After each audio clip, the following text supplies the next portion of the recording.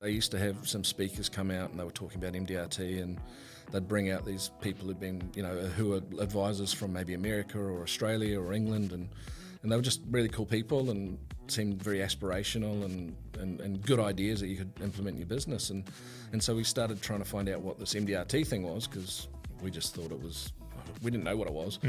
And then so we got involved and realised that we'd qualified, so booked a ticket to Toronto in 2014 and flew over the other side of the world and went to this conference and was just like, holy, 8,000 people and just amazing content and great speakers, and just found it was so inspirational, to be able to go away for a week and come back with some really good ideas that you could implement straight away that worked. So the first year was kind of about seeing what it was all about and sort of being quite overwhelmed by it.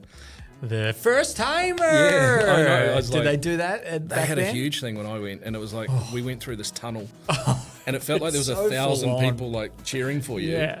And I was just like, oh, New Zealanders don't like that. Neither do Aussies. Yeah, we're not rah-rah. Yeah. And I was like, I remember going into this going, I'm not going through that yet. And then halfway through, it was one of the best things I've ever done in my life. High-fiving people, I was like, yeah. I'm the high-five guy. So it was really fun. And I just you had to embrace it, right? And just go, well, this is this culture, you're in it. And I just learned heaps. But I ended up meeting some really cool people too. So luckily we've got like the Anzac group. So we sort of met some of the Aussie guys at a function they had, and they were really cool.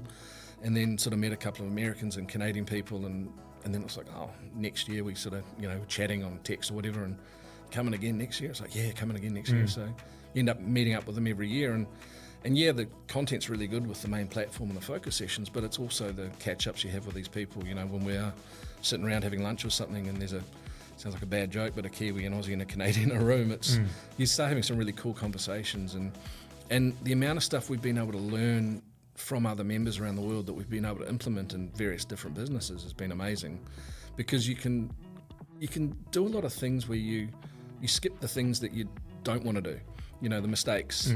I can ask you, what did you make a mistake on when you were doing this, and you can tell me, and it's like, cool, well, when we're trying to do that, we won't do that. How do we we'll try not to do it. Yeah. So it's a lot of that stuff, and just that connection of people around the world, and obviously understanding that we were going into regulation, or a more regulated market in New Zealand, talking to the guys from Australia and England where they were super regulated, was able to talk to other people in our industry in New Zealand who could talk to government and make it so it wasn't as badly regulated and it wasn't as strict. So kind of lucky with that global network, I think. Hey, look at you just watching. Catch the full episode on YouTube.